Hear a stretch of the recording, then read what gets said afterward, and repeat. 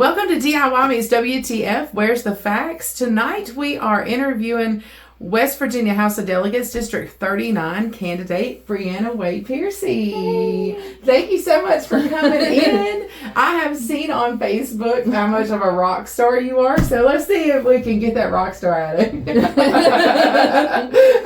I've seen people that have commented, "Oh my God, I love her." So, how are you? Good. How are you, baby? I am doing fine. So tell us a little bit about yourself. Where are you from? I mean, did you grow up here? Yeah, I'm from the area. I am from McDowell County, West Virginia.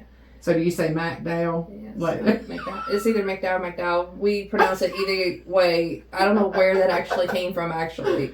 So I'm from McDowell County. I'm from Gary, originally. I went to Gary Elementary. I went for a little bit. Then me and Mom moved around a little bit. When I went to Kimball, Mount View, then I transferred over to Princeton, which I wish my mother never took me out of Mount View. I wish she didn't. Princeton High School was not fun. Then some of my education continued at Concord University and Bluefield University. And I've moved around quite a bit, and I still work a couple jobs, and I am hardly ever at home with my kitties because I'm at work all the time. And I'm running a campaign because I don't like the current state of events that Mercer County And that was my next question is what was your why of why you decided to run? One of the biggest ones was, remember when ICE came to Mercer County and some of my family members ended up having to wear lanyards that said citizen with their papers inside, and I had other family members, including myself, that was tailed by ICE because of our skin color. And then my friends who are single mothers are barely surviving right now. And then I saw the impact when they took the food stamps away, because one of my first jobs is at a retail store, right? I'm a manager of a cell phone store. And so I saw the impact firsthand of when people went without food stamps, and that broke my heart. And because if you can't help somebody, do not hurt them. Mm-hmm. That's a really big motto I live by. And the fact the state could be so heartless and not put in action behind doing some type of substitute like the state of Virginia did, because I did see what the state of Virginia did to assist their people versus what West Virginia did. That really bothered me. Mm-hmm. And Patrick Morrissey's sitting there going, go to the food banks, go to this. These food banks around here are struggling. These churches are struggling. So, I mean, I think everybody's struggling in this that's economy. what I'm saying. Yeah. Unless you're super rich. Exactly. Like, yeah, because I'm struggling myself. It seems like the middle class is becoming nothing. Like, it's just, you're either poverty stricken or rich. Yeah. That's what it is appearing like these days. It's very true. And the women that I'm close to, we've been friends like all of our lives, and watching them struggle to pay bills, watching them have $1,000 light bills and having to figure out how to feed their children on top of paying those high utility bills and everything. That's what really pushed me to run, and seeing your struggle, because I'm like, you're causing utilities to go up so high to where people who busted their tails their entire life to have a house paid for can't afford to live in their own home because the electric bill's too high. You know, and groceries are through the roof. Groceries are so high, it's not funny. And I was just looking at groceries yesterday. I went to Walmart, and I didn't get that much. When I say it was very little, it was like very little, baby. Like, the most I get when I go into Walmart is, because I live by myself, I might get some microwave food, and I get cat food, and I get litter. And that was almost $100. I bought a pack of ramen noodles today, and they were $2 for $1. I said, when did they become 50 cents a pack? You That used to be the cheap stuff. It's the ain't been struggle anymore. Struggle food has gone up. Well, you keep talking about these AEP bills, so let's just jump right into it. Mm-hmm. Let's talk about that. Oh, Lord. That affects everyone, though, whether you're rich or whether you're poor. Rich people don't like paying it either because, they like making their money. Yeah. And poor people can't pay it. Mm-hmm. And I really, really worry about the people who are on fixed incomes, especially our elderly, who have worked all their life and paid into the system. And they get a check, and that check may not cover that electric bill for that month. Mm-hmm. So, unfortunately, we're not in the pioneer days. So, Nope. I don't think any of us are equipped to live without electricity anymore. Yeah. And so, it's kind of a necessity. Mm-hmm. And I know myself, this house, I've told every candidate this because it's the truth. Last year, sub-zero temperatures. This house was 250 to 270 in January, February area. This year, same months, same house, same setup, 800 and then 900. I had to go on the AMP program just to and now my bill is 505 every month, no matter what I use. How do we fix this? Because I've seen candidates say different things about it. AEP gives different excuses. I don't know whether we can believe anything that's said to us at this point. And I don't know how you even fix it. How do we fix it? Honey, What's your ideas on how to fix regulate them. Tell them no. That's the thing is too,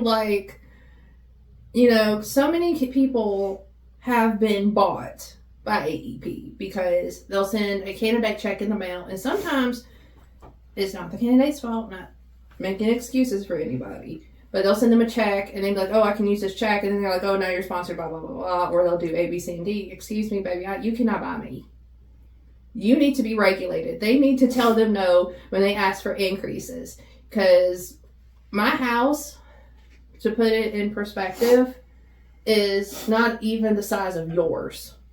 Mm-hmm. My first month's bill was like yours, $800. And the next one, $900. And all I keep on is a lamp and a porch light. I work over 50 hours a week. Way over 50 hours. And then they were trying to tell me, it's your usage. I'm like, ma'am, the only thing that's here is my cats, and I seriously doubt they got enough thumbs to do anything. And I can only imagine what it's like for seniors on a fixed income because, you have to choose between, especially with how the healthcare and stuff is for seniors and how groceries are, you're choosing between medication and your utility bills, and that's not okay. And I was at that town hall with AEP, and I may or may not have pissed them off. I tend to have that effect on people like that. Because they were saying, oh, it's your usage. Most people in Lashmead, Matoka, and Kegley have old coal mining houses, right? Company houses. And sometimes the infrastructure in these homes is not the best, especially when it comes to insulation, because all these homes through here are older, including my house. It's older. So I just straight up ask them, and I'll tell them on the record because it's not like I care, but are you going to pay money to get these homes up to date according to AEP standards so these people can afford to heat their homes and cool their homes and afford to cook? Because like you said, this is not back in the Daniel Boone days when we were outside plucking chickens and killing deer and skinning them, have the hide hanging out, and we got washboards outside and we got a campfire inside the home, okay? So, me and you are not in here in corsets and wool skirts. Right. We are not that far back there. So, we need... I'm sorry. It's just me getting passionate. Yeah, so, I'm sorry, but I'm not going to be out here, we're not out here cutting wood and bringing it in the house, okay? People need it because people have children. Imagine the impact this has happened on single mothers and single fathers. And some of these people, too, that are on fixed incomes are raising their grandchildren because of the epidemic we got going on right now. The drug epidemic, and that's a big thing in southern West Virginia, and the amount of children we have in foster homes. And let me clarify, foster homes does not just mean the child is in a home with a stranger. It can, most of the time it's great-grandparents, grandparents, brother, sister, whoever. And, I on my income, I couldn't imagine taking my sister's kids right now or my family members' kids, because especially with $1,000 light bill and food, I couldn't imagine having that type of impact on a household. And can you imagine the families in the wintertime that had to get custody of other children during this time? And it wasn't their fault, no fault of their own. And then not only do you have extra mouths to feed and extra people to clothe until you can get the benefits, but you have your children and your husband, your wives and stuff that's already there. So AEP needs to be regulated. They really do. And I had heard that LEAP had run out of money. Yeah, they did. Before everybody could do it. That was a news article. So yeah, they did. Then that resource is not there. No, and we're not gaining no more after that, you know, because like I said before, the things that tend to how can I say this on the interview? This is a recording. The things that tend to piss me off the most is that we can spend money, send an investigator to my house, but we can't spend money to put it into LEAP to assist the people in West Virginia. You want people to vote for you, but what are you going to do to help those people? You won't. You be like, oh, go vote for me. You know, you're sitting out here in your fancy suit and tie, and you are out here, you know, campaigning like a 60-year-old man, shaking hands. But what are you going to do? What conversations are you having with these people? I'm out here having these conversations, and I'm making them mad. I don't care that I make the corporate people at AEP mad, because people are suffering, people are hurting, and it's not getting any better. Right. It's not. So they need to be regulated, or West Virginia needs to find an option to bring another electric company in here. Because I used to live in the Morgantown, Pittsburgh area. My electric bill was cheaper up there than it was down here. If that says anything. And I had Mon Power. I mean, because they have a monopoly on this general area. And I even have people in Virginia, like Giles County and Wythe County, because I have customers down there where that's where I work, have told me that their electric bill is just as high because AEP has control over it. And this AEP has made so much money, it's unreal. They've had 136% increase the last several years. There was an article that come out recently that said the CEO made $100 million, over $100 million a year. Yeah, a oh year. Oh my God. They're not hurting. They are not hurting. And you know why he's making money? He's making money off of people who are struggling. That's blood money, in my opinion. I don't think I could lay my head down at night. No. Knowing that I was making that much and other people were suffering. Exactly. Yeah. But you have to have a heart and conscience. That's for that. theft. Yeah, it's theft. It really is. I mean, because you're stealing and you're using a necessity as a weapon. Really. So should you be elected? And by the way, this is DIY meets WTF. This is you can say be yourself if the name doesn't say it. I really think I should be, because we can send you to Charleston and know that you're gonna make sure you're heard. Oh yeah, I'll make sure I'm heard. I'll make sure everybody will hear me. I don't give a damn if I gotta get on a megaphone out there. Somebody's gonna hear me. I will swing off that chandelier. You are going to hear me today. Thank you. You are going to hear me, and I'm not going to allow my area to keep suffering. And it's like that in Oakville, too, with the company houses and the people's houses that are being modified. And then they had that flood a few years back, and some of those homes still haven't fully recovered from it. Mm-hmm. That's what I'm saying. Yeah. And so I'm going to ask you a question, because this is passion. Mm-hmm. How is it being, you're the only female running in this whole district on both sides? And usually you don't have females running in these elections in West Virginia. So have you gotten respect? Have you gotten any disrespect? Oh, it's been a mixture of both. It's been both in a bag. But it's like, how can I put it? People have perceived me well because they know I care. I really do care, because I'm from McDowell County. I know what it's like. Mm-hmm.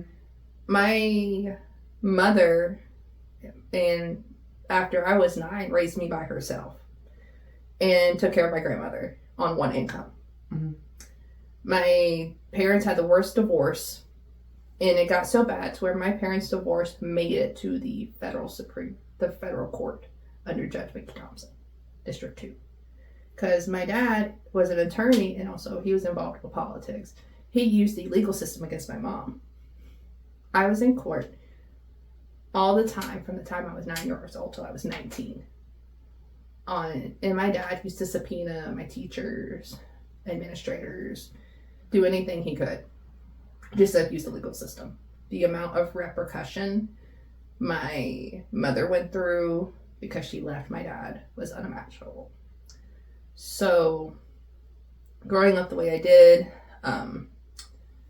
I was not protected like I should have been. My dad,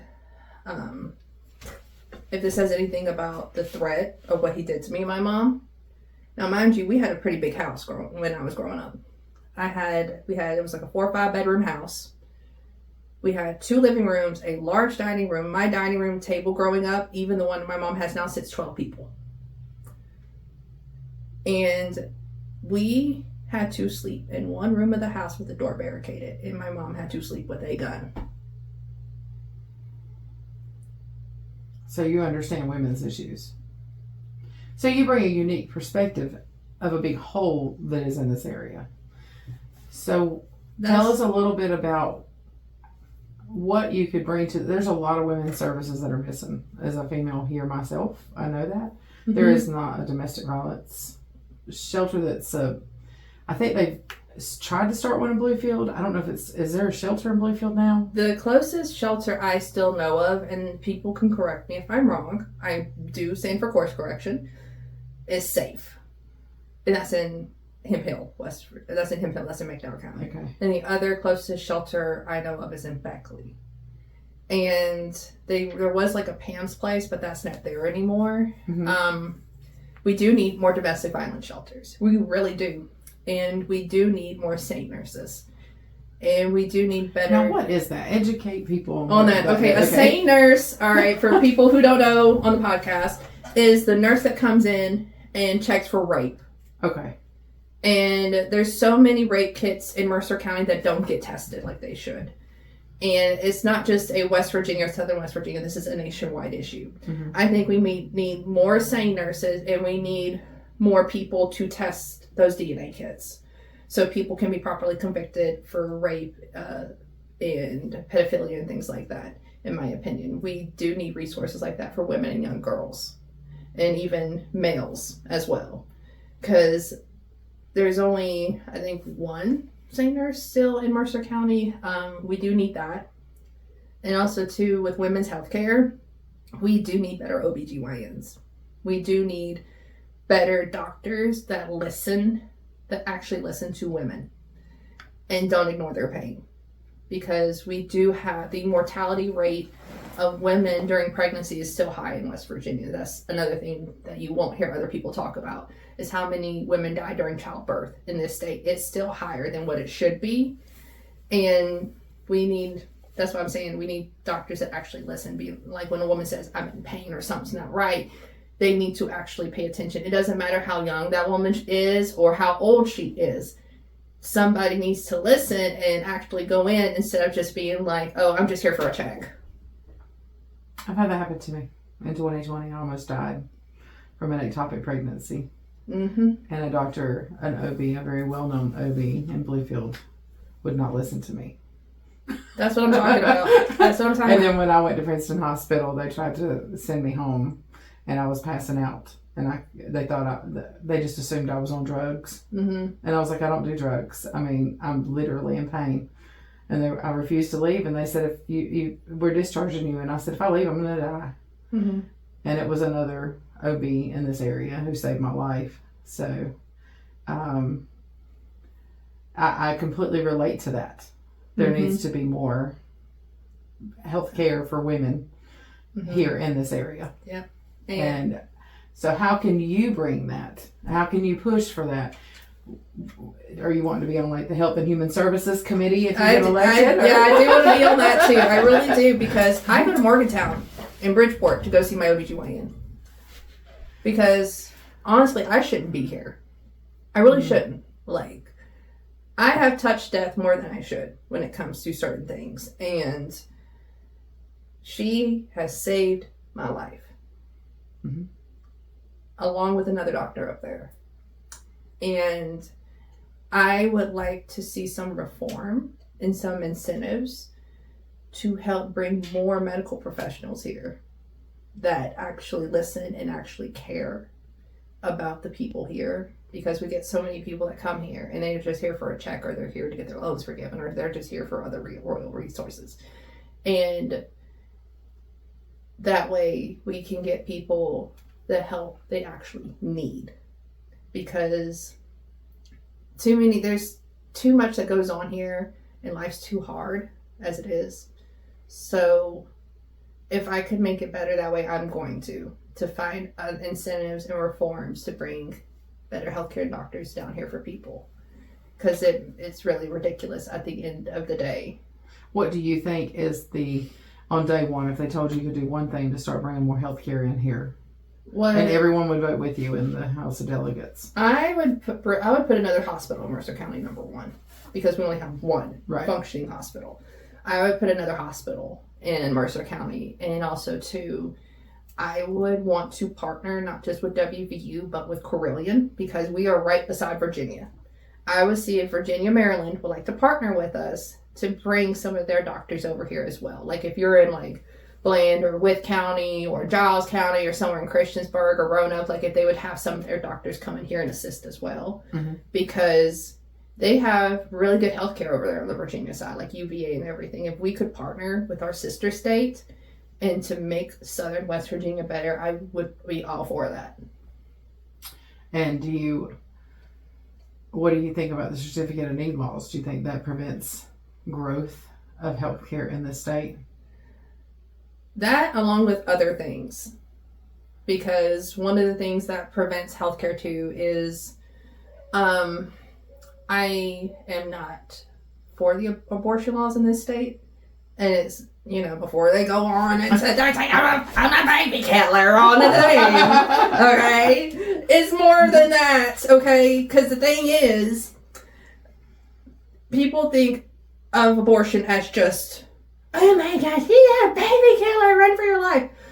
They don't realize it's miscarriages, right? They don't realize it's ectopic pregnancies. Yeah. They labeled that as an abortion on my chart, and I was so upset, but that's how they coded it. Yeah. And, in Ohio, they were actually trying to pass a procedure that had never even been done. They were trying to go that far. They were saying that an ectopic pregnancy, they needed to remove it and try to implant it where it was supposed to be, because the OB that saved my life, he was like, that scares me. He was like, because that's never been done before. I saw that in Ohio, and I also saw where that girl was kept on a ventilator. And, yes. And I'm like, I swear, like, whoever is coming up with this, like, just lay off the drugs, bro. Just lay off the drugs and leave it to the women. Like, just go back where you came from. Like, something's very wrong if you think you can re-implant an ectopic pregnancy or keep a fetus alive in a dead woman. That's like some Thriller type of stuff. That's like, Michael Jackson Thriller, like Pet Cemetery type of stuff. I'm like, oh my God. I was like, is this baby gonna come out like the cat on Pet Cemetery? Like, like, yeah, that's what I thought of when they were saying that. I was like, oh my God, like that's horrific. And that's traumatizing too, because you gotta think that woman also had another child, and the child's never seen the mother like that, then you have, trauma on that end. But yeah. So that's what I'm saying, like changing that so people can get the proper health care that they need. Because because I don't think it's okay for a man with 3 children to be sitting in a waiting room waiting on a lawyer with an Excel spreadsheet to tell the doctor that he can save his wife's life. That's my thing for it. That's what I'm saying. Like, you shouldn't have to do that. And I'm sure there's many men that can agree with them on that. Like, if your wife passed away right now, how would that impact you and your children? That's what I'm saying. And it's no fault of the mothers or yours. And they're sitting here going, well, there's late-term abortions. No, there's no such thing as a late-term abortion. There's people who miscarry late-term. And the people who do miscarry late-term, those are the people who have the cribs picked out and the rooms painted. And that's the heartbreaking ones. Yeah, those are the ones that hurt the most. And those are the life and death ones. Mm-hmm. You know exactly what I'm talking about. Yeah. Yeah. So as women, we tend to know these things. And those are the ones that hurt the most. Those are the ones that leave you crying with a baby blanket. And I think we do need more women to speak for women. Yeah. In politics and in the world in general. Can I say this on live? Sure. Like, we're not live, so I mean, but yeah, that's what I'm saying. Yeah. Like, I'm gonna say this. Go ahead and say this. Just because a man acts like that doesn't mean he has one. Just because you act like you don't mean you got one, sir. Do you want me to edit that out? You don't have to. You don't have to. You don't have to edit that out. I mean, I'm just saying it, calling it as I see it. Like, you're sitting here going, oh, you know, a woman shouldn't do this, sir, just because you sit there and act like you got one. You can't sit here and tell me what I got going on over here, sir. I survive during my period off Midol and candy, and I cry 10 times a day. You know, one thing that I think should be addressed, even at a federal level, is it the pink tax? What they've called it. What do you think about that for something like West Virginia?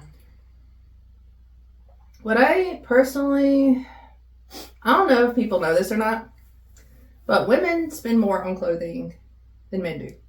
Oh, yeah.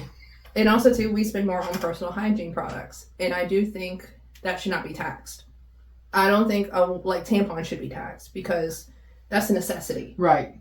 That's what I'm saying. You think the personal hygiene products for women should not be taxed, right. Especially because people don't realize how much money women spend. Mm-hmm. Like, when you think about it, like, you're like, well, oh, men spend money too. I'm not saying you don't. But in a general household, a woman is the caregiver, right? She's taking care of kids. She's taking care of parents, depending on the lifestyle, right? And there's a lot of foster mothers out here. So you got to think, if you're a foster parent plus you, and then you have, you know, your biological child living there, that's a daughter, you're going to buy more tampons. Mm-hmm. It's a fact. And I don't think that should be taxed. And I don't think also, too, children's clothes should be taxed. That's me. Right. I don't think diapers should be taxed. And I don't think children's clothes should be taxed, or, you know, depends and stuff like that, because there's so many people in this area. And that's because I actually listen to people here, unlike some people in this area, you know, names who we should not be mentioned. I actually listen to people's things because I want to make life easier for them. That's the whole point of me running for office, is to make your life less hard, because I know how hard it is. So if I can eliminate that tax, because that's going to cut the burden down on so many people. So many people are working 2 or 3 jobs and not just taking care of kids. They're taking care of elderly parents and grandparents too. So if we can cut that tax out to benefit somebody, I'm all for it, along with the pink tax and everything, because to me those are necessities.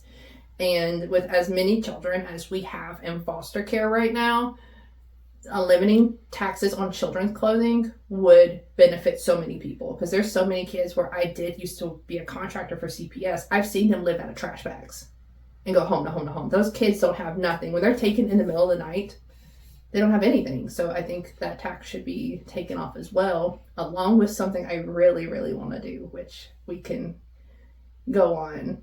Well, you're bringing it to CPS, so I think we're just going to dive right into that. Yep, so it's... it seems like you are... I've asked every candidate about CPS reform, and a lot of them don't know about CPS, but you were telling me that you used to work for them. So I want to know if you think the system's working, and if it's not, what would you do? The system is broken. CPS is extremely broken, and it needs fixed so bad. We don't have enough workers, and the most CPS workers have 80 to 90 cases, and they're underpaid on top of that. And there's also a good old boy system with some of the CPS workers. And to me, that's not okay with some of the upper people. But one of the things I want to do to reform CPS is I would like to up the pay. You might think I'm crazy for this, but I would like to raise the pay because I do believe you get what you pay for. If I'm paying crappy prices for a pair of tires, I should not be surprised that those tires do not last me that long, right? I'm not surprised that the tread is coming off and it pops in the middle of the road and it leaves me spinning, all right? So if I raise the pay, I'm going to attract better quality people from some of these universities and colleges that actually want to participate and help, right? So I'm bringing in more workers, qualified workers, right? So are you for getting rid of this registry worker where they're not actually trained in social work? Yes, I want to get rid of that. Because in 2020 they passed it where you could have a fine arts degree. Yep, and it's the same thing for teachers too. Oh Lord. They don't have to have an education degree either? No, as long as it's like CPS, as long as it's like in an education field or a human service field. Well, DHS don't even require that. They can be any bachelor's degree and a driver's license. That's the only requirements. Yeah, and I would like to change that too. So they're not beholden to the social worker board if they're registry workers. Yeah. And even if they do have a social worker degree, they're not required to become social workers. I mean, I've been in Concord has an excellent social work program and an LSW program. They have an excellent one. And they're spitting them out left and right. Yeah. Marshall has one. And the fact is, they don't pay enough in this state, and they feel like it's not worth it to stay home. They feel like they have better options in Ohio, Kentucky, and Virginia, and parts of Maryland. Mm-hmm. And so those people are leaving. So I want to change that to where these people who are certified and qualified will actually work and know how to do their jobs, okay? Because I want somebody who, if I'm going to have somebody like do work for me, right? Trade work. Say if I hire a plumber, I want to make sure his trade and his license and his union is actually plumbing. I don't want somebody who used to be an electrician that just took a plumbing job to fix my pipes in my toilet. And then I wonder why there's water sprouting up from my toilet and I'm about to flood my bathroom and my cats look very unhappy and terrified because I have water coming out of my toilet. That's what I'm saying. West Virginia has a huge problem with that, though. Yeah, we do. Because I'm going to tell you a funny story. We used to do asbestos, so we were licensed for asbestos removal and inspection and stuff. You had to take a business law test for your contractor license. Yeah. Open book, so there was no study or anything to it. But do you know that just with that business law test, that I can actually be a roofer? And I know nothing about roofing.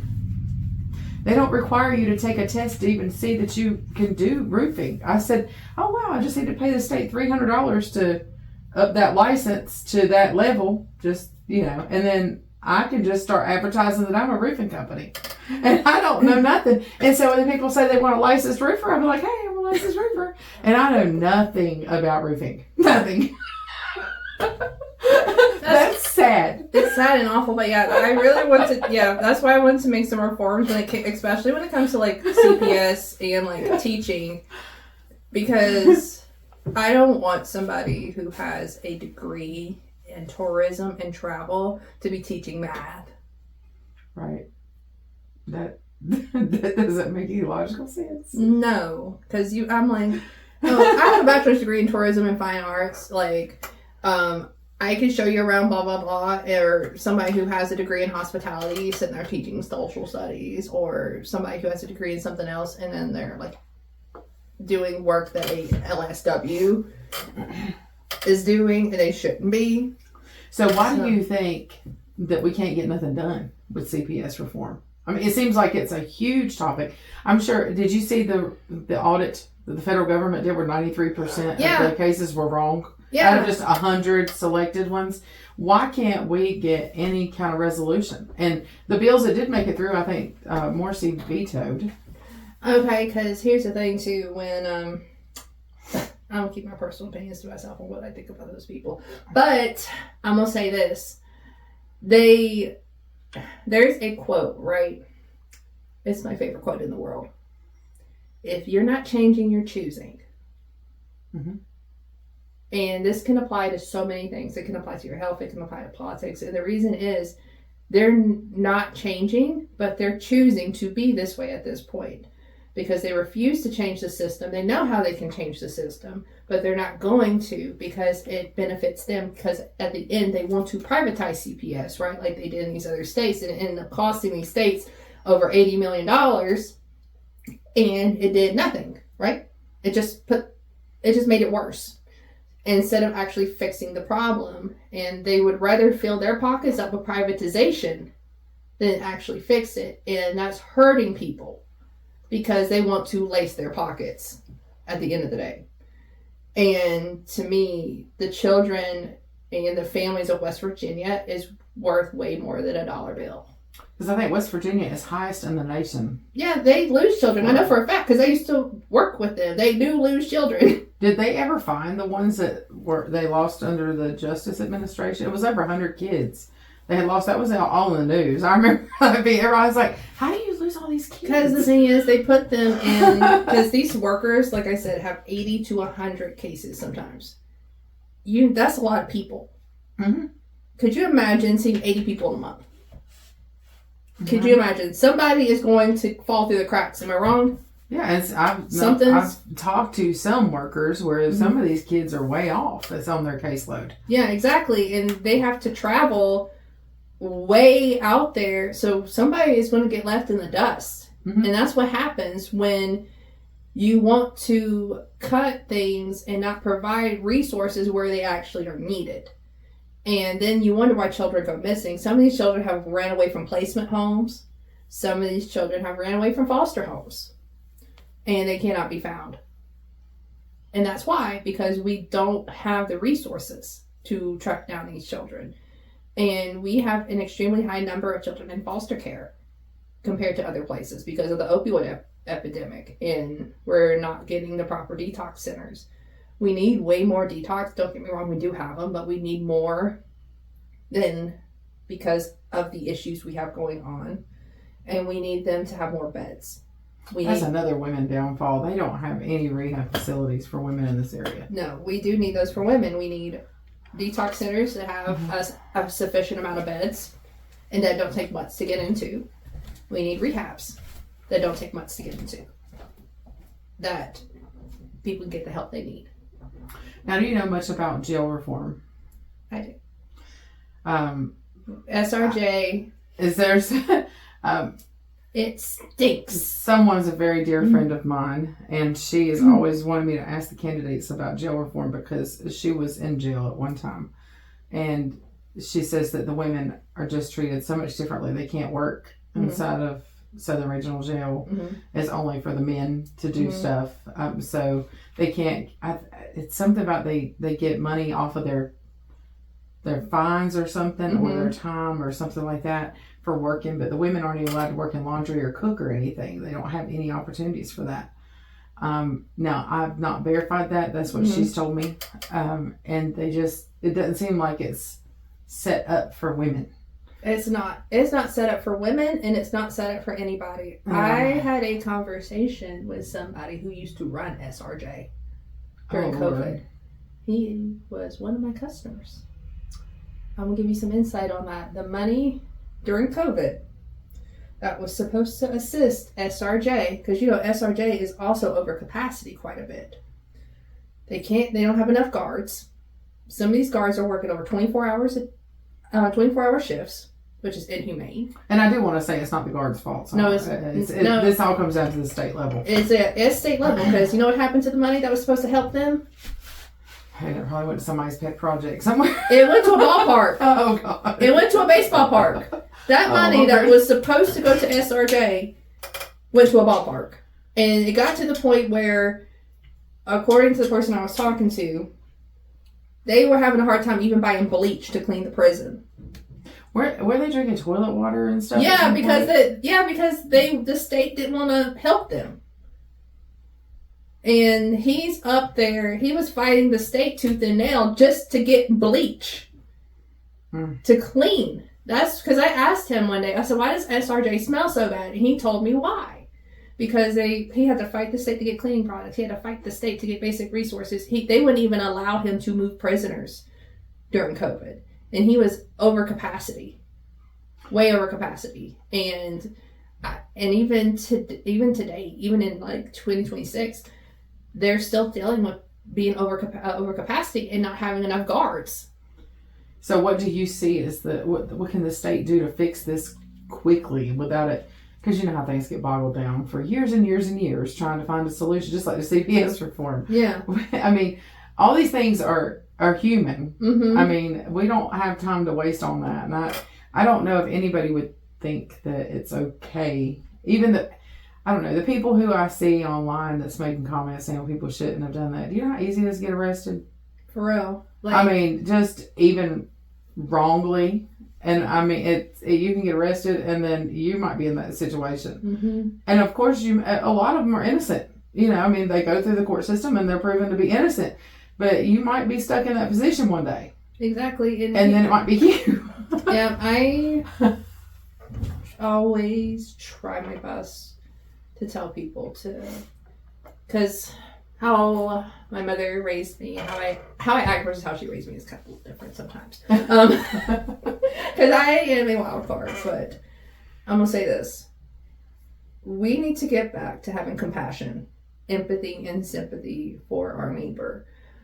That's what it boils down to, is that people want to preach about the Bible and Christ and smack a Bible in your face, but they ignore love thy neighbor like one loves thyself. They ignore the compassion part about things, and also to how to treat foreigners. Because the book of Jeremiah, if you actually read it, talks a lot about how you should treat foreigners and people who are not like you. And so that's where this comes into, because I understand people have committed some horrible things. Mm-hmm. But that doesn't take away your humanity. Do I think they should be punished? Yes, I believe you should be punished. But I do believe that you should have accessibility to personal hygiene products. I do believe you're entitled to a shower. I do believe you're entitled to clean conditions, because that is still somebody's family member at the end of the day. I do believe you can punish someone, but do it in a humanely way. I believe that women in jail should have access to tampons as much as they need to in personal hygiene products. They shouldn't just have to wait on a guard. Yeah, I think she was telling me that you only get like 3 a day or something. Yeah, and you shouldn't, because I know how I am. And I bleed like a stuffed pig. I'm sorry if that's a little TMI for somebody, but it is what it is. Like, I'm going to need more than 3 pads during the day, honey, or else you're going to see the flow of the Nile. So, but that's what I'm saying. Women should have more. Like, you should be able to leave a state-issued box of tampons or pads up there, and the women should be able to have access to them. I couldn't believe that. I was like, what? I mean, that's not a weapon. No, it's not. How in the world is that? Why is that not a thing? Yeah, because you can get cardboard tampons. Like, come on now. Come on. Let's get real. Let's get real here. Like, if we can afford. She said she would try to sneak them so that she could get more for the other girls because she didn't need them. Yeah. But she said that she would try to get her 3. Mm-hmm. Yeah, exactly. She wasn't supposed to. That's funny. But that's funny. But yeah, that's what I'm saying. That's not okay. That is not okay to be deprived of necessity just because you committed a crime. And like you said, like the crime, like the system in West Virginia is so broken, and it's so much mistaken identity. Because I know someone who got arrested and pulled over, and this is going to be funny. She had another girl's driver's license with her. The girl whose driver's license she had and who the police had up was not her. It was not her, because I know the girl personally. That girl was with me at a bar. Mm-hmm. And the police assumed it was that girl in her name because she had her purse with her in the car. and that actual girl was in the bar. So I know how they get things mixed up. And because I had texted her, I said, girl, you'll go to the police scanner. And she was like, girl, she said, I'm handling that right now. She's like, I hate it here. It's easy to get arrested, be in the wrong place at the wrong time. It is. And we are so close to being incarcerated and being homeless. We are always 2 paydays, bad paydays away from being homeless. We are always 1 officer's bad day away from being in jail. And so what do you think they can immediately do to fix this, the jail system? I think it's way more than the jail system. That call is coming from Charleston, mm-hmm. because they limit the administration, because their money from SRJ comes from the state. Mm-hmm. It's the state that has to go in and give them the money and be like, hey, here's the money for the bleach, here's the money and stuff like that, so the women can actually go out and work, and we can do work release programs and things like that. The state. They also don't offer any. There's some people who were stuck there for a while. Yeah. I mean, the justice, and I know that comes down to prosecutor and all that stuff, how quickly that moves. But some people are stuck there for a long, long time. You ain't wrong. And they don't offer systems. They don't offer anything like GED classes or anything like that. And they should. That someone could do so that they might be productive when they get out. Mm-hmm. And from what I understand, when they release you got to get off the property, and there's a gas station, I guess, down the street is what I've been told. And that's where most of them end up, for somebody to come pick them up, because they have to get off the property. Mm-hmm. And so if they are not productive, they have no cars, they have no more education or anything like that, they have no job, they have no home, are they going to end up right back there? It's a never-ending vicious cycle. It is. And then you have places that don't want to hire them because of a felony, and the felony half of the time has nothing to do with what they're doing. I'm sorry, but how does a weed charge or a drug charge have anything to do with you cooking a steak at Outback? Like, come on now. Or stocking shelves at Walmart. I'm sorry, but your drug charge because you got 2 cops with too much cocaine has nothing to do with you putting hamburger helper on the shelf at Walmart. So what I would like to do is put reform in there. How do we give people, how can I put it? I'm trying to find the words. How do we expect people to do better when we don't give them the tools to do better? Right. I want to personally, I like to put GED programs in there, and college courses programs, and trade programs in SRJ. Because I can't expect you to do anything, because some of these people come from really awful backgrounds, and because that's the saying goes, hurt people, right? Because if you do a survey on the people who do commit crimes, most of them have been sexually assaulted before the age of 10. Most of them have been severely abused before the age of 10, and a continual cycle of abuse. Because everybody was like, well, everybody has a sad story, but here's the thing, yes, everybody has a sad story, but how it affects a person is totally different when it comes to their mental health, right?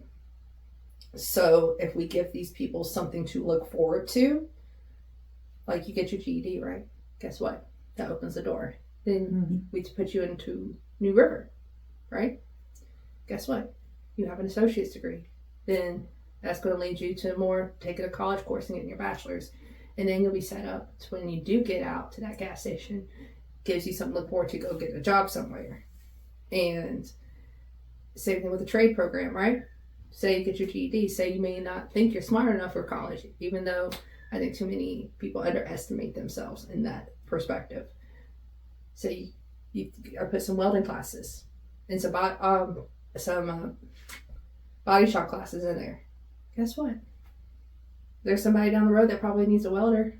There's somebody that knows how to do body work. Oh, we need tons of people that are taking the blue collar jobs. Exactly. That's a dying industry right there. Mm-hmm. And they pay really, really, really well. They do, and that's what I'm saying. Like, putting those guys in those classes would give them so much more to look forward to. Oh yeah, I absolutely agree with that.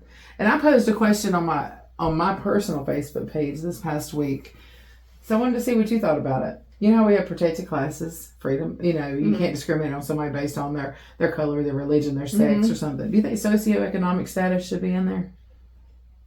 I think that should be nobody's day of business.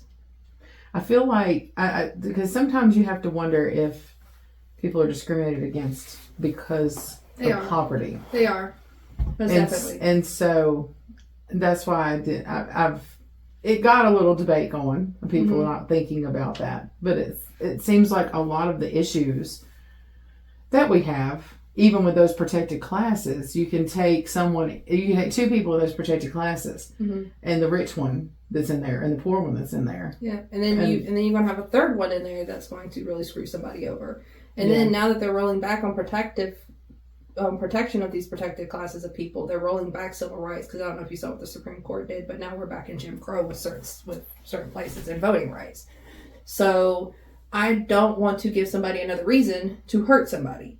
So your socioeconomic status should be nobody's damn business. That's just me. So if you are poor or if you're rich, that is nobody's concern. That should be between you and Jesus and whatever car you got going on in the front. And see, people, I mean, you're in Matoka right now. As soon as you say that you live in Matoka, people automatically they think you're on drugs, they think you have no money, or they think, what in the world? I mean, you're garbage. I mean, and there's some good people here. There's really some amazing people in Matoka. And I mean, it has its drug problems just like every other place does. And you just know everybody because it's such a smaller area. And Princeton has the same thing. When North Carolina, we lived outside of Chapel Hill, so everybody thought you were rich and prestigious because you lived in Chapel Hill, but we were broke as all get out. Why do you think we moved here? It was cheaper. Exactly. I mean, but it's so many people. As soon as you say Matoka, they go, why are you in Matoka? And I mean, so it definitely is a label. It is. I mean, and it's based on where you live. And there's so many amazing people in my district. It really is. There's so many good people. And they deserve so much more. You know, Oakville, Kegley, Matoka, Lashmi, Montcalm, this whole area, along with parts of McDowell County, I feel like they have been overlooked for so long. And back when coal was king, they were not overlooked. These people, including the people of McDowell County, were the reason for the Brainwell millionaires. And you get to tour those big, beautiful mansions. And this area was very wealthy. Yeah, it was. At one point in time. I mean, the houses here in Matoka are huge, and I mean, they're pretty. And from what they say, this used to be called Easy Street because all the rich people lived on it. Yeah, and you can still see somewhat remnants of those glory days, and that's what I'm saying. And then and then when Cole died, and all of that, it really hurt the people in Southern West Virginia, because one of the things they did not do was they did not do a diversification of the economy here. And that would have helped out so much, because it would have supplemented jobs for people at the same income they were making in the coal mines. And they did not receive that, replacement or supplement, whatever. And that's what bothers me too, is that you are not helping these people by putting their socioeconomic status on there. You are hurting them. And if you can't help nobody, at least use those principles that you love to talk about so much, those godly principles, and show people a little bit of compassion and let them, give them at least a rope for them to pull themselves up on. Don't give them somebody another reason to look down on somebody. So that's all I'm saying. Because like you said, I'm from McDowell County, so I can understand. I'm from Gary. And that part does not have the best reputation either, because everybody assumes that you're from McDowell County, that, you're this, that, and the other. But there's some of the most beautiful people are in my district in McDowell County, and I can say that firsthand. And I do really want to help everybody in putting their social economic status on there. No, because guess what? If they try to ask me for that, I'm going to say, if you can put a box there, it's going to be called none of your damn business. And there is another road that you can take if you want to go down there. You can go far down that road and take a left. And keep on going. Well, I can say I never answer those questionnaires. I just leave them blank. Yeah. So I don't feel like it. Mm-mm. No. I don't. Mm-mm. No. Mm-mm. All right. So just a couple more things. I want to talk to you because I know it's a huge thing in the data centers and how they're wanting to bring them everywhere and put them in these rural areas. God. And the strain on the water system. You know what? Let me tell you something. I was talking about this too. The water crisis is big to me. Mm-hmm. Especially since American Water's coming in and buying all these sanitary boards and raising people's water bills $80 to $100. American Water has made... I wanted you to talk about Princeton stuff. Yeah. So, I don't have my car. I have other half's car with me, so I don't have my numbers in my car. But American Water has made killer money, over $1 million pretty much, off mandatory increases. And they've bought sanitary water boards and stuff in, like, not just this area, but, like, I think I had seen Pennsylvania, Illinois, Kentucky, and everything. And they're making money off these mandatory increases. And AEP's already high. Groceries is already high. So you don't need your water bill to be going up. So that's what's going to happen in Princeton. People's bills are going to be raising $80 to $100 or more. And then on top of that, Mercer County, when it comes to water issues, when I got the toxicology report, one of the high pathogens that's in it also causes problems with pregnancy and cancer. Two of the other high pathogen levels are lead causes of cancer as well. And we are more likely to have water issues than anywhere else in the country. And in McDowell County, a ton of water issues. Yeah. And in McDowell County, that water, I know how bad that water is because my mom used to boil it when I was a kid. And it's some of worse. that stuff isn't even able to be boiled out. No, it's not able to be boiled out anymore. And when I say boiled out, baby, that's back when I was 8, 9 years old, when she used to have to boil it. I'm 33. I'm about to turn 34 years old. That's what? That's been some years. Yeah, exactly. So, yeah. Oh my gosh. That's been going on for a long time. And the problem is, too, with Mercer County, along with parts of McDowell County, with our infrastructure, it is so old. Mm-hmm. A lot of these water lines have not been changed since the 50s and 60s. And it's like Detroit all over again. And then I saw where Patrick Morrissey was talking about the money he was going to give to McDowell County for the water. It's nowhere near enough. They need at least $250 million because the money he's going to do is not even going to change a pipe in that.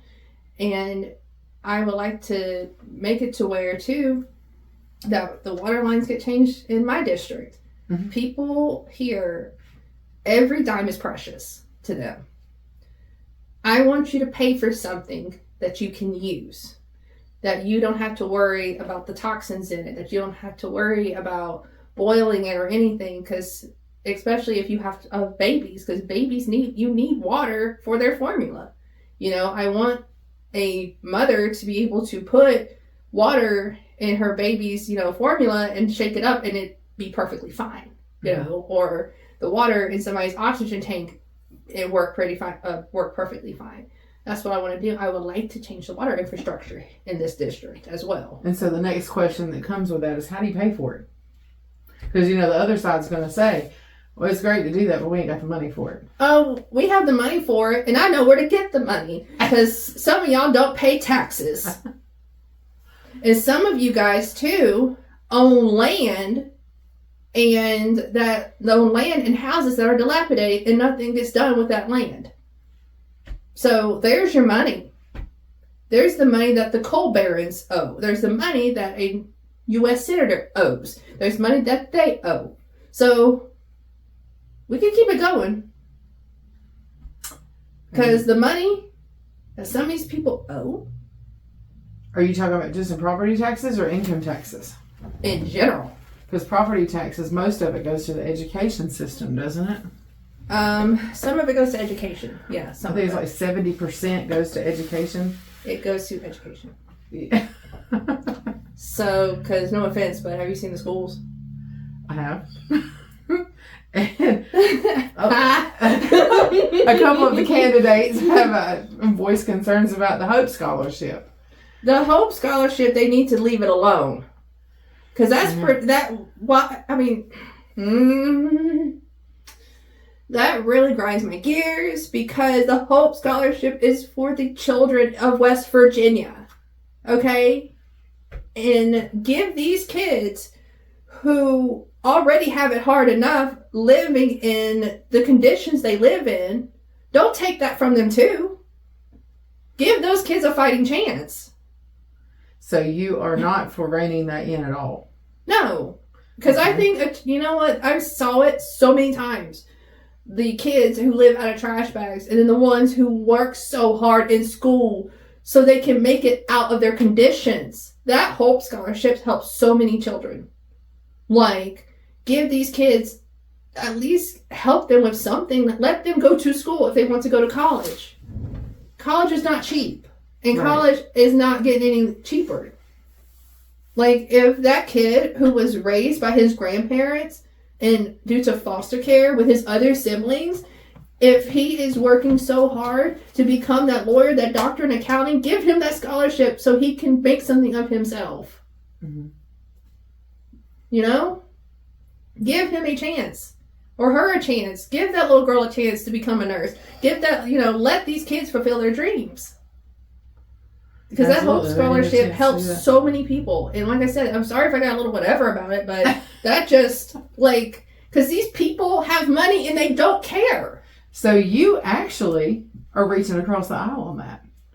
Surprisingly. Pitch to the independents who the Republicans shut out, because they can vote for Democrats this time.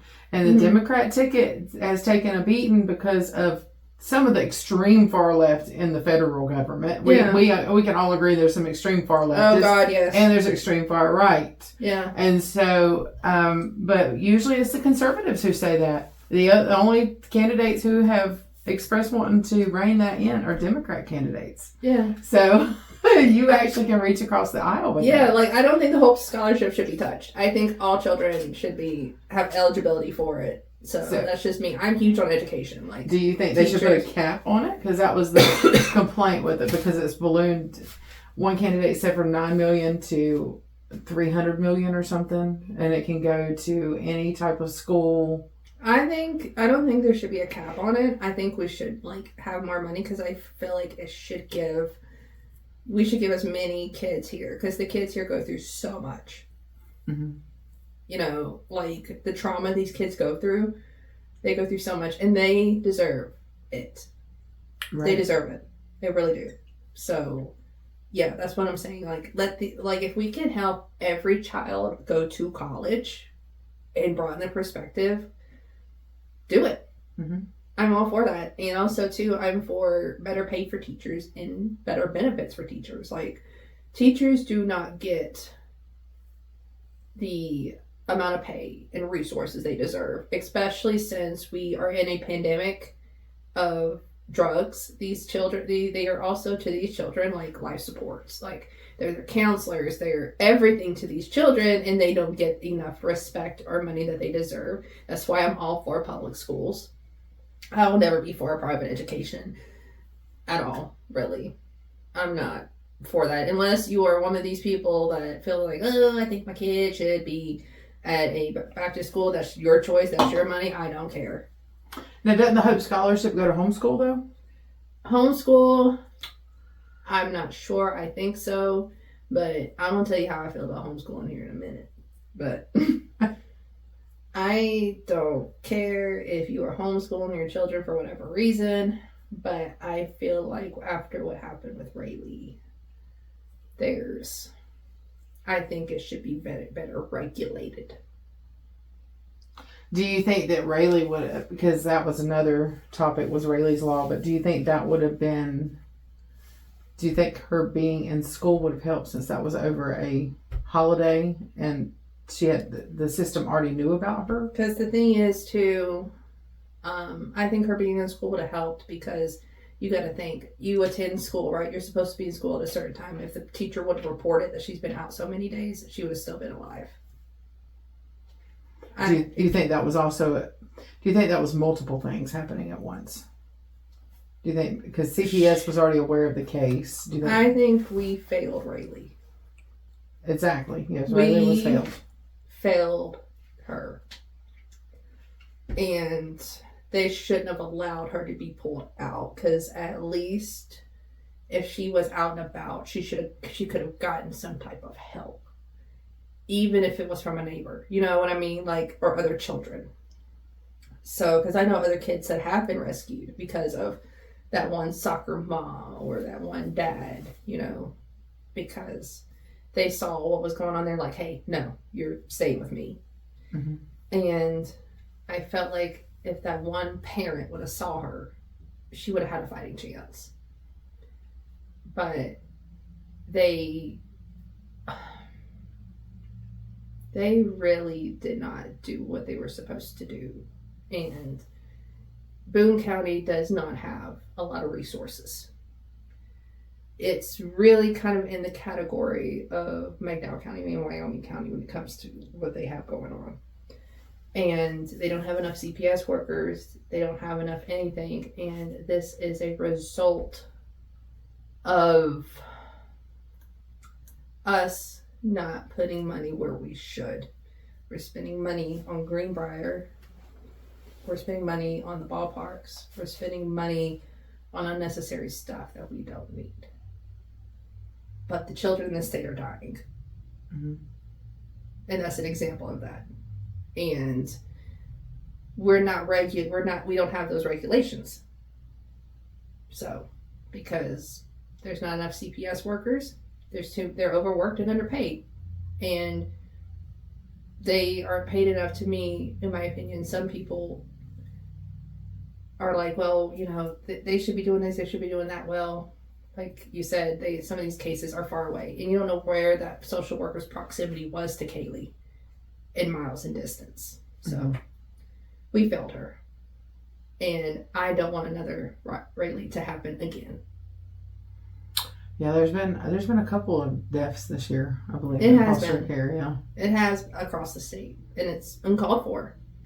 But we're sitting here worried about stupid stuff in the legislature, but we're not worried about what's happening to our children. Right. They're worried about themselves. Really. And the thing that bothers me the most is the same people keep voting these same people in, and then they want to complain about them not making changes. If you're not changing, you are choosing at this point. If you're not changing who you are voting for, if you are more concerned about a letter and not the individual, then you're choosing. Mm-hmm. At this point, you're choosing. And that's the thing. If you don't want to choose to be like that no more, then make the change. If you don't like seeing the Rayleighs of the world, if you want to see it, then choose the people who are willing to go out there and talk about and have these hard conversations. Mm-hmm. I'm not going back down about that. I would have fought for Rayleigh tooth and nail if I was up there. They would have had to literally pull me out. Yeah. Somehow I can believe that. Yeah, they would have had to. Yeah, I would have literally had my stiletto nails with the rhinestones gripping the carpet, and you would have seen me get physically pulled. So do you, on that topic, do you support religious exemptions for vaccinations? Because a lot of people homeschool because of that, and Governor Morrissey signed the executive order, but it's not valid because it keeps getting fought in court, and a lot of the health freedom groups are really, really pushing. They advocate. There's a lot of money being spent on that. So, oh God, this is where is that a give or take thing with you? Like you could because here's the thing: get more oversight. Could you give on that or no? I look at the far left and the far right the same. Like Jesus Christ. They want to. The fact is, vaccines have proven time and time again that they work. There's a reason we don't see polio in 4-year-olds no more, right? There's a reason we are not having an outbreak of chickenpox. Vaccines do work. But there's so many people out here that are like, oh, I don't want to vaccinate my kids. Okay, good for you. All right. I think, too, you need to be in a religious school, private school. I think it needs to be regulated by the state along with your homeschooling. Mm-hmm. If you don't want to vaccinate your kids, you will be regulated by the state to make sure there's no abuse, there's no neglect, no nothing. And, to make sure that there's no more Rayleighs out here in the world. To make sure that it's exactly what you say it is, a religious exemption. Because also, too, no offense, but I grew up in church. My granddad was Deacon Wade. I was in church all the time. Nowhere did Jesus say anything about vaccines. And I have read the Bible tooth and nail, ma'am. I was at every revival, Bible study as a kid. Anybody that knows my mom will tell you that. Like, you can't be a friend of mine and not end up in church. That's just how I was raised. And so, nowhere did Jesus say that thou shalt not vaccinate thy child. If so, please show me where it is. I would like to know, is it in the Old Testament? Is it in the New Testament? Is it in Mark, Matthew, Luke? Are we talking about Genesis? Are we talking about Deuteronomy? Like, please point it out for me. That's all I want to know for clarification on non-vaccines, because to me, if I was a parent, I would want to take every measure necessary to make sure my children didn't get sick or get something they couldn't get rid of. But that's on them. If that's what you choose to do, guess what? You can get regulated. The state's going to come in, and you're going to have the same things that you got to go through when you want to adopt a child. That's how I feel about it, because you're like wanting to, number one, you're not wanting to vaccinate your child for whatever reason, and then you want to homeschool them and you claim it's religious, and if you are who you say you are, you wouldn't have a problem with the state coming in and checking in on you. And also, too, church and state, to me, should be separated. You shouldn't be... I think that all form of religion should be taken out of government. That's just me. Because I don't believe in enforcing someone's beliefs on everybody. Mm-hmm. Just because I'm a Christian and you may be a Muslim, I'm not going to inflict that on you. You believe what you believe. I will respect you for it. Because that's the beautiful part of America. Right. We have the right to freedom of speech, and we have the right to religion. And I sometimes feel like people like to use religion as a weapon. They like to weaponize it. And it's affecting people, in my opinion, more in a harmful way than in a good way. Because you want to use your religion about vaccines, but you want to scream and yell at me when I'm for SNAP. Because one of the things I want to do is I want to do SNAP reform where people who are working get SNAP benefits. Mm-hmm. Because there's so many people like teachers and police officers who make enough money to pay bills, but they don't have enough money for food and hairdressers. So I would like to expand the SNAP benefits to benefit working people. You want to get on me about that. But you want to scream and throw the Bible at me, a King James version, because you don't want your children to be vaccinated and you want to abuse them, like in Rayleigh's case. But you're not for feeding people or prison reform. You can't have it both ways. Right. That's how I feel about it. And you can't be mean to other people because they don't think like you, or they don't look like you, or they don't believe like you. It's America. Yeah, it's America. That's what I'm saying. Like, that's what I'm saying. That's another thing that pet peeves me too with the religious exemptions, because, like, I can understand a religious exemption if you don't eat pork. Okay, it is what it is. But I feel like they're taking it too far. I feel like there should be a limit on some things. And I will never look down on you because you're Luciferian, you're Muslim, you're Judas, whatever, you belong to the Church of the Spaghetti Monster. I don't care.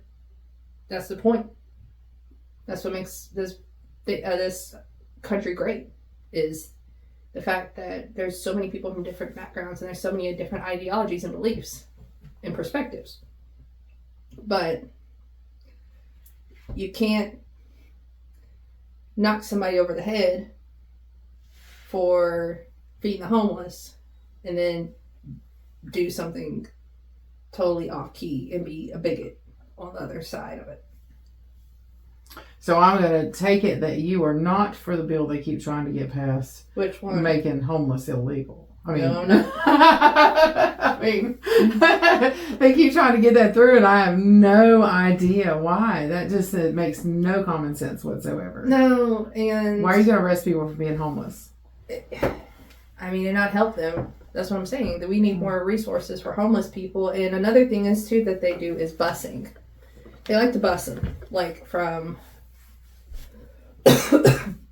I know for a fact that Morgantown was taking them to Florida and parts of Clarksburg and taking them to other places.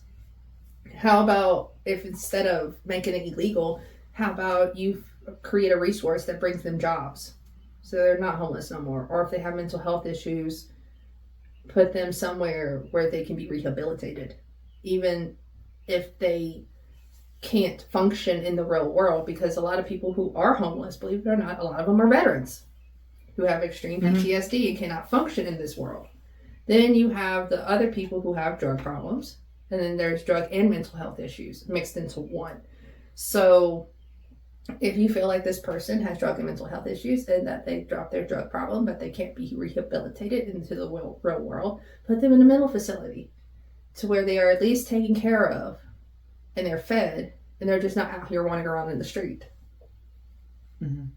And that's what I feel like is that if you can't help them, at least facilitate them somewhere to where they can be taken care of in a facility to where they're not being abused or neglected. Right. And the ones who can be rehabilitated, because I don't believe in throwing people who are homeless in prison. I will never be for that. But if you can rehabilitate them,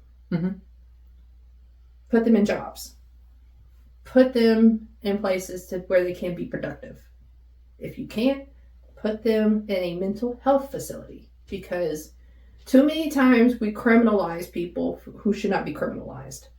If you are out here raping, murdering, and doing everything you're big enough to do, yeah, you need to be in prison. But just because you're homeless, you shouldn't be thrown in jail with a murderer or a rapist because you couldn't find a place to live. Right. Because you fell on hard times for whatever reason, whether it was medically, mentally, or whatever. Mm-hmm. Well, I am going to ask you some question I've tried to ask everybody else when I remember it. So a lot of people say that they just get communication from these candidates when it's election time. Would you pledge that if you're elected, that if one of your constituents calls you, you're at least going to call them back? Yeah, I'll call you back. I don't care. Shit. Communication is one of those things that, I mean, people get very, very frustrated with that because they can't ever reach the people who are supposed to represent them. Shit, call me now. I don't care. Call me while I'm running. I have social media. Yeah. Like, I don't care to communicate with you. I don't care to tell you my platform. Like, and that's the thing. Like, if you're doing nothing wrong, why do you have problems talking to your constituents? Right. You know, because, and I think... Well, some people they get bought and paid for when they get in politics, and they don't care anymore. I'm not going to be bought and paid for, because I know what bought and paid for looks like. Okay, no, I do not work for NASCAR. I am not going to have a bunch of sponsorships on my jacket. Okay, the only thing that needs to be sponsored is Dell Jr. Okay, that's the only thing that has sponsors, not me. Okay, right. It's your local NASCAR race, not me. And just if you want to tell the independent voters or even voters, I mean, why they should, because I mean, I'm an independent, so I'm gonna have to. I mean, I would love to have you if you're an independent. Yeah. I would love to have you over here. Like the Republicans, they shut the primary down this year, and I don't think that's fair. I really don't think that's fair for your independent voters, because you might like somebody on the other side for whatever reason, and to me, that's arrogance. You are so arrogant. To where you have to cut off a whole group of people because you feel like you don't need their votes. That should tell you something right there. You are that arrogant. No, I'm serious. That's what it is. It's arrogancy, and it's a form, really, of narcissism. I'm not going to disagree with you on that. I was not happy with that closing of the Republican because, you know, I don't care who you vote for on if you're an independent on both sides of the aisle, that's your choice. Because guess what? Like, you might like a Republican's platform on one thing and a Democrat's platform on another, right? Because people need to look at the individual and not the party, okay? Right. They really do. Because they're going to want our votes in November. Yeah. In the general. You know, they make sure to say, well, you can vote in the general for anybody you want, but you just can't vote here.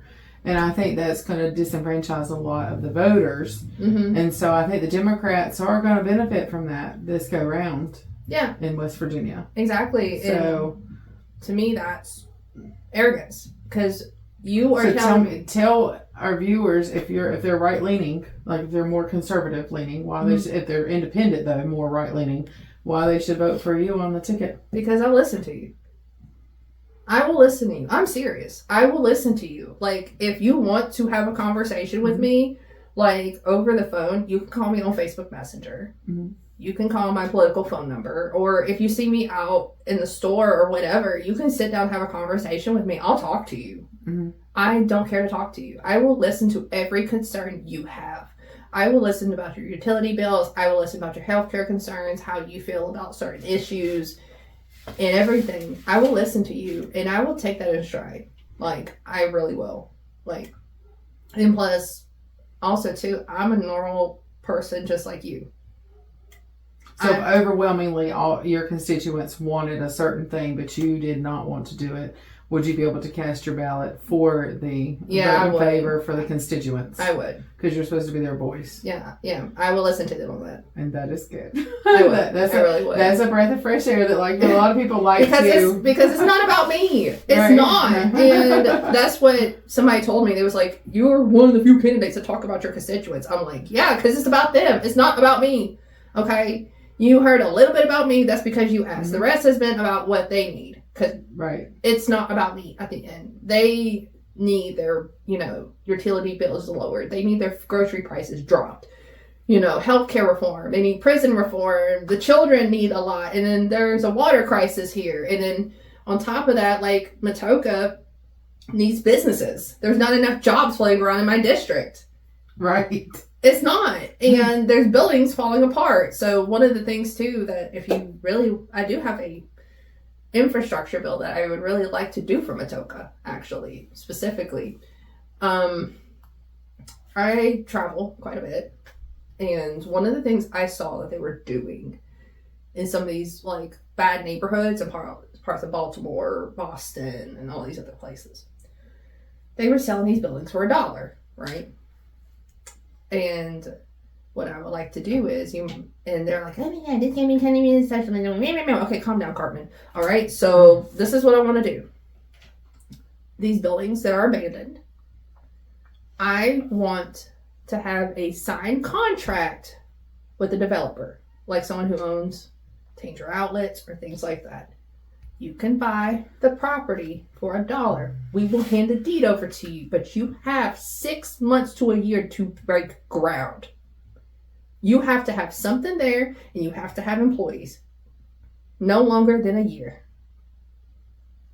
Because this makes no sense. I'm looking around Matoka. This makes no sense whatsoever. There's not much of it left. And that's what I'm saying. Like, this land, we can do something with it. That's what I want to do, is you purchase it for $1. You don't do nothing with it. Guess what? State takes it back. You're only short of $1. We take the deed back. We find someone else that wants to put jobs here. How do you fight the counties that want to keep it this way, though? We go on a war. I ain't playing with you. Shoot. Because we sit here and talk about people's lives. We're not arguing over Pokemon cards. And that's the problem. Too many people have self-interest and selfishness. And not enough care about the people they are actually serving, but they want their votes. Did you? It's always, oh, what can you do for me, and not what I can do for you. What are you here for?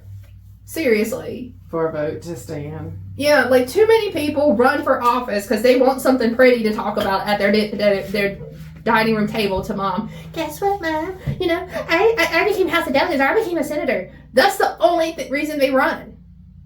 That's the only reason. If I want something pretty to talk about on my dining room table, it's going to be about my cats. I'm just saying, like, if you want something pretty to talk about your kids, talk about your cats. Don't sit here and use, you know, people going through hard times, disparaging times, and pure poverty and make it sound pretty on a dining room table. Like, there's other pretty things to talk about. You talk about it, but you don't do shit about it. Right. Was there anything else you want people to know about? I think I'm done with my Not really. questions. No? Mm-mm. Well, then I guess we will close up. And thank you so much for coming in. Thank you. And I'm sorry I cussed a lot. It was a pleasure talking to you. And I'll have your stuff uploaded. And I want to thank Brianna Wade-Pearcy for coming in. And she will be on the Democrat ballot on Tuesday, May the 12th. You have a Facebook page? I do. Okay. I do. It's, shoot, let me find it. Sorry. I got people coming, but thing. Shoot. And I'm sorry I've cussed a lot throughout this thing. I'm sorry. I'm sorry. I'm apologizing to somebody's grandma. I'm sorry. My mouth is terrible. I'm sorry. I can tell you're very passionate, which is a good thing. Yeah, I have a million reasons to be passionate, girl. Yeah. Passion is what leads to change. Yeah, it does. And you can't be playing with people when it comes to change. If you want change, you have to fight for it.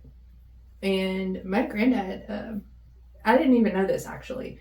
One of my other candidates did a family history on me, because if this says how much I keep all this stuff.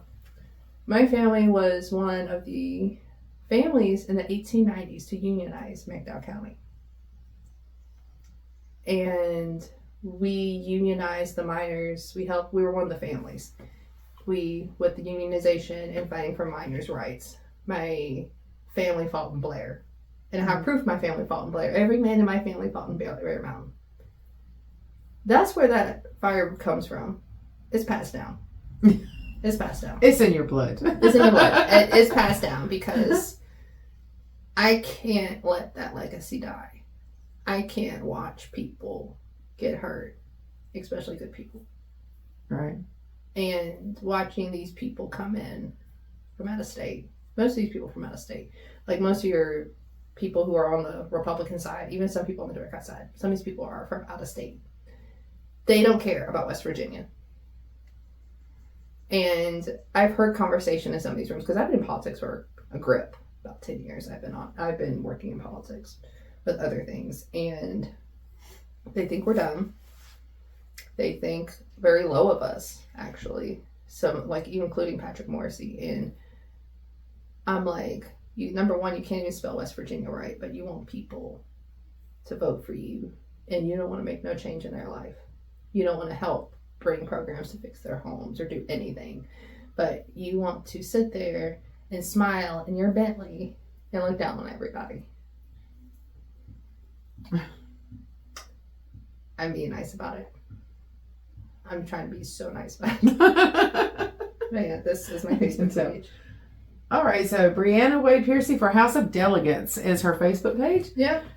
If you like what you hear, go follow it, and she will be on the ballot on the Democrat side. If you're an independent, you can choose a nonpartisan ballot or a Democrat ballot. I would love to have you. But thank you so much for coming in, and good luck to you. Thank you, guys.